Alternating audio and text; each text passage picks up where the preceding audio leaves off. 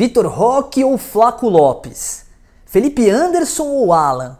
No vídeo de hoje nós vamos reagir à possível escalação do Palmeiras dada pelo canal Análise Verdão. Se você não conhece esses caras, dá uma olhada, vale a pena, tá? É o melhor canal de tática e que fala do nosso Palmeiras com o coração. Gosto muito dos caras.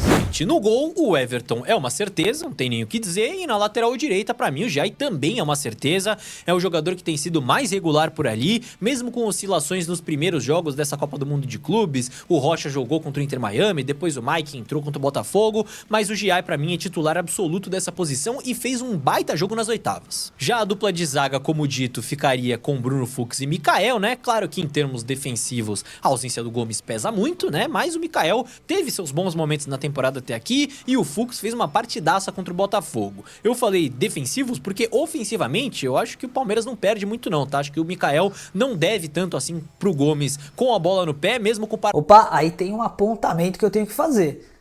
O Gustavo Gomes ofensivamente ajuda demais, tá? Ele ajuda porque ele tem um baita de um passe que quebra linhas. Isso já salvou o Palmeiras várias vezes.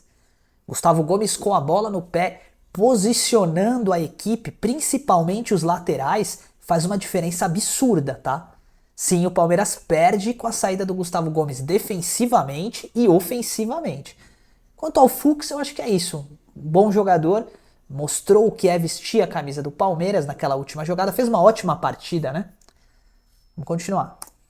Paraguaio tendo sido importante em vários lançamentos aí recentemente, mas o Mikael também tem essa possibilidade. E na esquerda, o Vanderlan entra para fazer a mesma função do Piquerez, sendo mais um ala, né, chegando mais ao fundo, sendo um lateral mais ofensivo do que o Giai pelo lado direito, por exemplo. Sei que o Vanderlan não conta com a confiança de todos os torcedores, não está no nível do Piquerez, só que fazer uma improvisação aqui nesse momento de quartas de Mundial me parece um pouco perigoso, né, numa situação, num momento crítico como esse. E vamos... Aí eu concordo com o meu amigo Léo Suzuki, tá?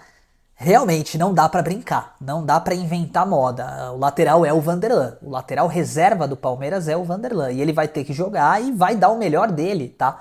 Veja, as minhas críticas elas não são ao jogador Vanderlan, ele é um moleque muito bom, tá? Muita qualidade mesmo. O grande problema é que ele é inexperiente, tá? O Piquerez faz recomposição, o Piquerez fecha meio, o Piquerez afunda quando tem que atacar, retrai quando tem que retrair, é um baita de um jogador. O Vanderlan tá começando, vai ser difícil para ele ali cair do Cole Palmer, né? Por isso que eu acredito que no meio-campo nós vamos ter o Aníbal Moreno para cobrir essa caída do Cole Palmer para a esquerda. Mas vamos continuar o vídeo. Vamos combinar, não me parece que o Abel cogite qualquer possibilidade fora o Vanderlan, pelo que ele disse na coletiva pós-Botafogo, né? A não ser que ele tenha blefado, mas pelo que ele falou na coletiva, ele vai fazer o simples mesmo, zagueiro por zagueiro, lateral por lateral. E aí a gente chega no meio de campo, tá? O Emiliano Martinez foi bem contra o Botafogo, substituindo o Aníbal, que não estava 100%, só que o Aníbal estava vivendo grande fase, né? Entrou bem contra o Botafogo também, e pensando no encaixe desse jogo, a depender da estratégia do Palmeiras, o Aníbal pode ser melhor do que o Emiliano Martinez pela característica. Os meias do Chelsea, né? Os jogadores que atuam nas costas da linha de meio campo do Palmeiras, são jogadores móveis, né? Você tem o Enzo Fernandes, que joga mais avançado, você tem o Cole Palmer, que circula por ali. Então, se a ideia do Palmeiras, como tem sido geralmente, for perseguir esse camisa 10, ter um cara grudado nele pra não dar espaço, eu iria de Aníbal Moreno. É um cara que tem mais característica pra ser esse volante caçador de não deixar o Palmeiras jogar. Se o Palmeiras tiver uma estratégia diferente, quiser proteger um pouco mais o espaço, marcar um pouco mais baixo, compactar as linhas, aí o Emiliano Martinez tem mais característica pra fazer isso. É por isso que eu acho que o Aníbal Moreno começa a partida, tá?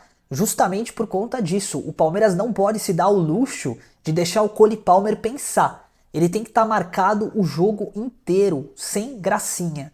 Justamente porque ele acha a bola entre as linhas, ele não pode ter esse espaço. O ponta direito deles aqui, o Pedro Neto, ele é um jogador muito diferente. E se a gente deixar o Vanderlan para marcar ele no mano a mano, vai dar ruim. Pode escutar o que eu tô falando. O Aníbal vai cair ali pela ponta esquerda para marcar o Palmer e as infiltrações do Pedro Neto.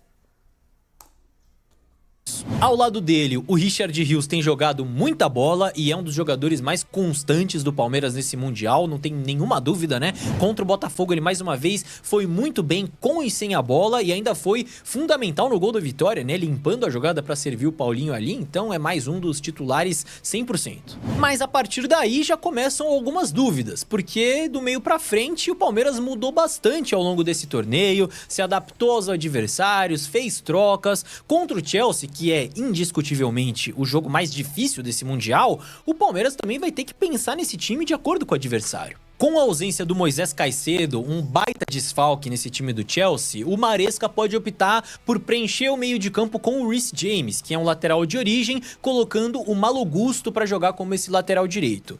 Nesse cenário, o Cucurella, que é o lateral esquerdo, ele costuma subir mais, mas ele pode acabar ficando mais na saída de 3, com o Gusto jogando mais aberto. Outra possibilidade é o Reece James continuar na direita, ser um lateral construtor e mais um meia ou volante entrar nesse time, e aí o Gusto ficaria de fora. Nesse outro cenário, aí o Cucurella pode ser o cara que sobe um pouco mais e o Reece James fica, eles podem trocar ali quem faz essa saída, quem joga um pouco mais por dentro, só que... E pode reparar você quando você estiver assistindo o jogo, tá? O Chelsea vai ficar exatamente nesse desenho que tá na tela aqui por um tempo, tá? Exatamente para pressionar a saída de bola do Palmeiras. O Bayern de Munique fez isso com o Flamengo, eles acharam os 2 gols no comecinho do jogo e isso prejudicou demais o Mengão, tá? Por que eles vão fazer isso com o Palmeiras? Porque eles não vão aguentar correr o jogo todo no calor. Ah, mas o estádio é climatizado, mesmo assim. Pode escrever o que eu tô falando, eles vão começar apertando o Palmeiras. E nesse abafa, o Cucurella vai subir realmente nas costas do Giai. A ideia é essa. Esse é o desenho tático que o Maresca vai querer imprimir, tá? Mantém o Pedro Neto, que vem jogando bem, pelo lado sempre, sendo esse ponta de velocidade. E de qualquer maneira, o Palmeiras vai precisar fazer algumas escolhas aqui em relação à postura defensiva. Porque independentemente da formatação desse time, os laterais do Chelsea apoiam bastante.